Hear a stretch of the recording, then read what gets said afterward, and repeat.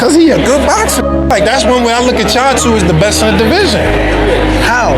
Show me something that he did spectacular. Show me something that he did outrageous. Show me. All right, his power not outrageous. Okay. What defense? You think he got defense? He just jumped. You never see him slip no punch. You never see him slip no punch. Go look at it. You see him back up from a lot of people. Back up, move around. He don't got no technique. And his offense is the same thing. Go look at his fights. I probably put him on game. Yeah, but you feel like it's easy work though. You like, come on, bro. Do you ever think we'll see you in Tank? Realistically. Man, I ain't gonna lie. I'm gonna keep it 100 with you. I don't really like talking about him. Yeah. Cause like the way that he move is goofy to me. Like it's some weird shit. Like I really don't like speaking on him, but like, same thing that I said. No fighting perspective. Same thing that I said with Tio. If anybody got issues with me or feel some type of way about me, you could come see me on fight night and resolve every issue that you got. Yeah. I stand by that with anybody. Gervonta Davis didn't hold back during a fiery live interview, directly calling out Shakur Stevenson. Davis bluntly claimed that Stevenson has no real skills, also questioning his fighting style and his ability to entertain fans. People that can actually hit. No matter all that boxing, you going to get hit. Gervonta Davis has repeatedly criticized Shakur Stevenson, labeling him a boring fighter and questioning his punching ability. Davis has suggested that Stevenson lacks real knockout power and doesn't bring enough excitement inside the ring. Stevenson, well, of course, he's now 135 after all that stuff, and then Devin Haney. Right, so why people even talk like he the best at, he didn't even fight at 135 yet. Right. He didn't even have power at 126, 126.30 or none of that. He is good. Okay. How can you... However, Shakur Stevenson believes that Gervonta Davis's attitude toward him has become increasingly hostile as his career has progressed. Stevenson feels that Davis may privately recognize him as one of the biggest threats in the division. What changed?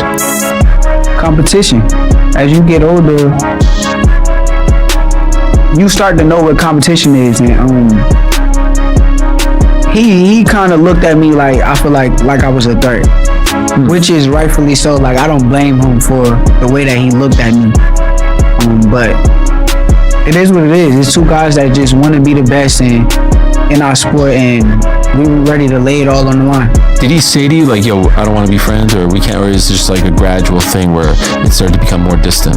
Now you just know energy. You know energy. Once you feel the energy that's coming at you, you understand like, okay, I get it. When do you think that started to change? I think as he kind of matured and got older. Once you get older and mature, his energy kind of let it be known like, yeah, you the ops.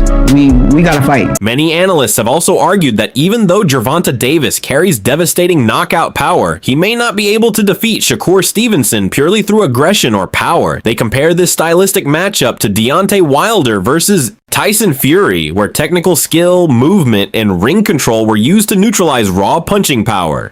When he come across Shakur Stevenson, I'm going to say it here on the front page, and Tank, I love you, brother, and still would love to talk to you. But when you get in there with Shakur, it's going to remind me of Deontay Wilder fighting Tyson Fury. Ooh. Yeah. Because what you going to do when you come across a motherfucker you can't knock out? Yeah. Only thing you going to do is just get more frustrated. That's a terrible analogy. I'm just saying. Only reason why I'm saying this is a terrible analogy is because Tank Davis. Remember, you've heard Coach Cal say this all the time. He says it's the same thing, and I know exactly what he means. We just waiting on somebody to pull it out of him. You ever hear him say that? Yeah, yeah. We got so much. It's just we ain't been able to show it because ain't nobody been able to pull it out of him. We looking forward to the big fights. We're looking forward to the big matchups because those are the kind of people that's gonna pull it out of him. So when a fight with Shakur, you're gonna see this boxing style that you don't usually get. Andre Ward has publicly praised Shakur Stevenson, highlighting his strong talent and long-term potential in boxing. Ward describes Stevenson as a true student of the game who constantly learns, stays disciplined, and maintains a high level of dedication in training. Had a lot of stuff he could have did, but he's so talented and gifted, man. You know, you also got to trust what he's seeing in there. You know, we're on the outside, you know. But I think he put on a tremendous performance, and obviously, you know, the level he's at, you always look for things he could do better. Andre Ward said, "We don't truly know how great Shakur Stevenson can be yet because he is still developing and hasn't faced all of the elite competition available." Not done yet, it's not done yet. He's a great for sure. How great, we gonna see.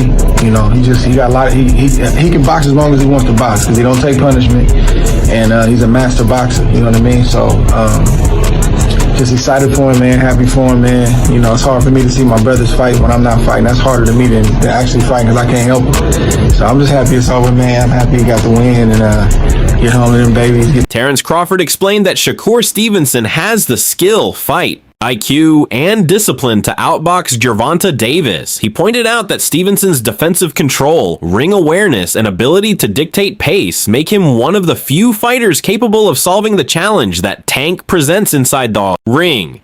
Your little brother, Shakur, that's the fight. Everybody want to see that. That's the 50-50. I think, I've been saying 50-50. I told both of them that. That's a toss-up to me. No bias. Don't just say that because it's your man. Who you got winning that? Boxing, he's one of the ones. Yeah. We're gonna take his personality and personal things out of it. Boxing, he's definitely talented. You know what I mean? And he's definitely got that it. And he's definitely respected in boxing. But Shakur's a different fighter. Shakur's different. People may call him boring. People may say he can't punch. But they say the same thing about Floyd. Sean Porter weighed in on the matchup, saying Gervonta Davis cannot rely solely on a knockout against Shakur Stevenson. He added that Davis understands Stevenson's defensive skills and high ring IQ make him a far more complex and difficult challenge than a typical opponent. Everybody thinks that Tank is gonna go in there and just knock out Shakur. That's not gonna happen. But it didn't take. It shouldn't have taken this fight. I knew he couldn't. For people to realize. Yeah. Right. I knew that too. But yeah, Shakur is a defensive specialist. And I've been saying this for a long time. If you pay attention to how Tank would react whenever Shakur's name came up, I was like, it's something that Tank knows that most people don't know or understand. There's something that he sees in Shakur. It could be the fact that Shakur was a 2016 silver medalist. He might got a lot to do with it. He's that the silver child of the country, and there's no telling. But this is what I've always known. It ain't just a big straight left or a big left right hook coming from Tank that's gonna end that night. That night is gonna be the most strategical you've seen both these guys ever be in a fight. I don't know if we're gonna ever get it. I think we will. You think we will, huh? For sure. Who else is there if Tank trying to prove he's still the man? Sean Porter also said that once Gervonta Davis gets past his legal troubles, he could return even more dangerous, drawing a comparison to how Mike Tyson came back after prison. Porter added that adversity can sharpen a fighter's mindset, and Davis already possesses that explosive edge that makes him so dangerous inside the ring. Get a message to Tank for him to make sure he understood. Like when you get past this legal situation, he's feel me on this. Tell me if y'all feel me on this. He's gonna be just like Mike Tyson was when Mike came out of jail. Everybody gonna be waiting for him. Mike was the meanest thing before he went away. Yeah. Tank. And when he came out, everybody wanted to see what version he was now and who he was now and all that kind of stuff. To me, it's the same thing with Tank. He's going to have an opportunity to really just go right back to being what he was before he went away. It ain't too many people in this world that can do that. Nah, it ain't. And Tank is definitely, and that, I'm going to tell you why. It's because they love him like they love Mike. It's what they did when he got in the ring. Like, Tank knocks niggas out. Tank going to always get paid anytime he feel like fighting because he got that. Shakur Stevenson believes that Gervonta Davis would have serious problems with him inside the ring because of his defensive IQ, timing, and discipline. He also pointed out a clear contrast in mentality, saying Davis operates with a me or nobody mindset, while he himself prefers to embrace elite competition and prove himself against top-level opposition. Stevenson argues that this difference in approach defines them as fighters. He sees himself as someone focused on challenging the best available opponents, while Davis prioritizes dominance and control of his own narrative. In Stevenson's view, that mindset gap is exactly why he believes he has the tools to outbox Tank, neutralize his power, and handle him over the full distance in a high-level matchup. Getting to the level that you're at now. He knew exactly. Deep down inside, he could sit here and say, I'm not this, I'm not a good fighter, I'm not that, but deep down inside, he knows that I'm the truth. Right. So with him knowing that, he knows that I'm the biggest threat around where he's at. Do you see he gets very upset when people ask him about you? Yeah, I think that's insecurity though. I think he's insecure. Because he knows that you give him trouble? Like, what's he insecure about in your opinion? With top level guys like him, cause like I'm kind of different. I look at things like competition, but like his mentality is more so like it's either me or it's nobody. It's not a 1A, 1B, or you don't have nobody equal to you. So I understand his mentality, but I like to prove that I'm the best. So we kind of just move in different ways. Yo, let's make this fight happen.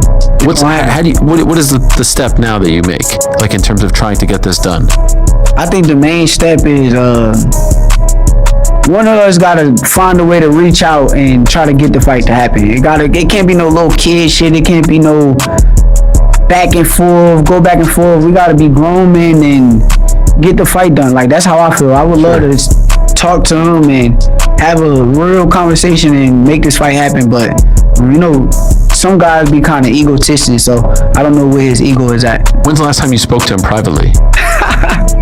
I mean, bro, just like he crazy. Like he'll DM me some crazy shit. And like what? I don't even want to say it. Like smack talk? Yeah. He talk crazy. Me and him got like DMs that just going back and forth all the time. Yeah. Recently?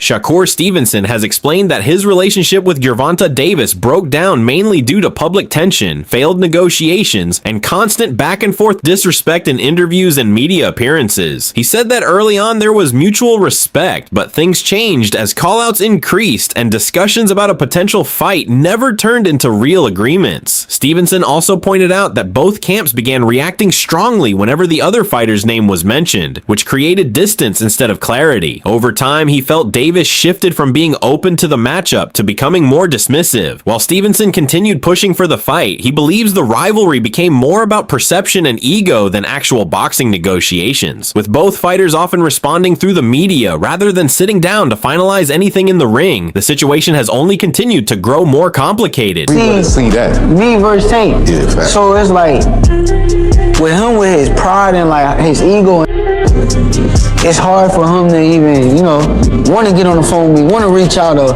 put all that other shit to the side. That nigga just got too much ego, I guess. But where did the beef come from? Cause it's like, it seemed like he really don't like you. Nah, he don't. But why? Like, what did y'all do? Cause y'all was cool at one point, right? We see videos of y'all as amateurs. Cool, y'all knew each other. Like, where did it start that y'all don't like each other? Nah, that shit started from home. Like, everybody really think like, cause you know people run with like false narratives, so they gonna say they versions of like the story. But truthfully, like when I first was around him, he was showing a lot of love, and then once I became a threat, is where like everything switched over. Once like people started talking about me and my name started getting bigger, then it was like I'll go fight and I'll get on Twitter and he'll like post, oh, he did that because it was a cab driver, or he'll just post some like hating that shit, to where like it was unnecessary to go do that shit, cause like though we was like cool type shit. So but now he like flipped it to turn it like I did something to him and he made it so believe that. But nah, that just, I think like in his brain, it's just one person and nobody else could be. Meanwhile, Gervonta Davis has repeatedly said that many fighters only call him out when they already have fights lined up or multiple backup options, using his name mainly for attention rather than genuine intent. He believes they rarely approach him when they are truly available, and instead use his popularity to boost their own visibility while avoiding real negotiations. Davis specifically pointed out that this pattern shows most opponents don't actually want the fight, but still use his name to stay relevant in the media. He claims that when Shakur Stevenson is already linked to other major names like Devin Haney, his callouts to Davis often follow the same pattern. In Tank's view, if fighters truly wanted the matchup, they would prioritize it directly instead of treating it as a backup plan or a media strategy. Always call me out when they have a fight. You don't never see them call me out when they don't have no fight. Never. Like when they just sitting around saying, they don't never call me out. They always call me out when they got a fight lined up. All right, that makes sense. You know what I'm saying? Okay. Now go look back at it. Like you'll see, like they faking. Is it any do you have a? I know you talked before about like these 5-7 fights that you want before you go out. Is that still that? Do you have a list of people that you want to get out the way before you get out of here? Not really. No? Not really. I mean, if the opportunity presents itself, then yeah, for sure I'll attack it. But not really. Not really. I'm so like